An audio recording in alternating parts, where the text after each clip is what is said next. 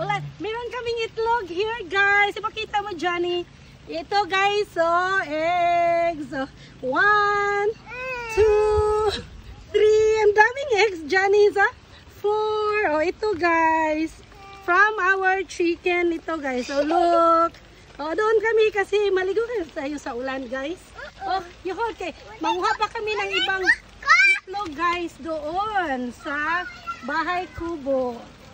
So, punta tayo doon sa mga chicken natin. Doon may itlog pa. Sige, guys. Hi, guys! Meron namang itlog dito.